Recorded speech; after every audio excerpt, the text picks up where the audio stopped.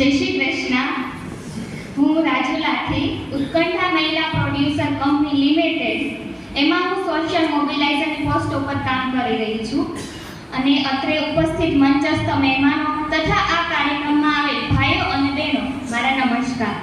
હું ઉત્કંઠાની વાત કરું તો અમારે હાલમાં હમણાં રજીસ્ટ્રેશન થયેલું છે, તો ડિસેમ્બરમાં થયેલું છે, જેમાં બહેનો સાથે જોડાયેલા છે અને અમે એમાં કામ કરી રહ્યા છીએ. તેનો મુખ્ય ઉદ્દેશ એ છે કે બહેનોને અમે પ્રાકૃતિક ખેતી તરફ લાવીએ. તો એમાં બહેનો પોતે જ તે પોતાના ખેત પેદાશોમાંથી વસ્તુનું ઉત્પાદન કરે અને મૂલ્યવર્ધક થતી વસ્તુઓનું ઉત્પાદન કરવા માટે અમે પ્રમોટ કરી રહ્યા છીએ. તો જેવી કે અમે તૈયાર કરેલા છે એવા 3 ગામમાં 3 ગ્રુપ છે. તો વેજીટેબલ યુનિટ તમે ઘણાએ સાંભળ્યું હશે અને કરતા પણ હશો. ટ્રેલિસ સિસ્ટમ પદ્ધતિથી થાય છે કે એમાં એવી રીતના હોય છે કે એક જ સાથે આપણે 2 પાકનું ઉત્પાદન કરી શકીએ છીએ. જેમ કે ઉપર આપણે માનવ વાળા શાકભાજી કે જેમાં છોડવાળા હોય છે, તેમાં દૂધી એવા ઘણા બધા આપણે વેલાવાળા શાકભાજીનું ઉત્પાદન કરી શકીએ છીએ.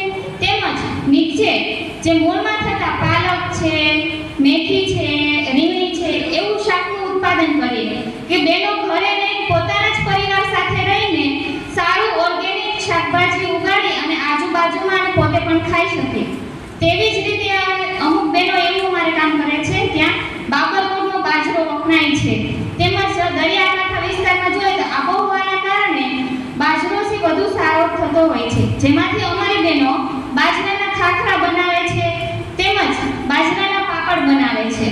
તેમજ અમુક બહેનો શાકભાજીમાંથી કાચરી બનાવે છે.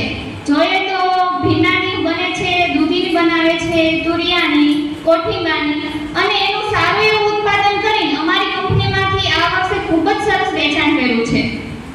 તેવી જ રીતે બીજી હું વાત કરું તો બહેનો ઘઉંમાંથી મુખવાસ બનાવે છે અને બાજરા ઉપર પણ અમારી બહેનો મહેનત કરી રહી છે કે આપણે બાજરામાં મુખવાસ કરીએ.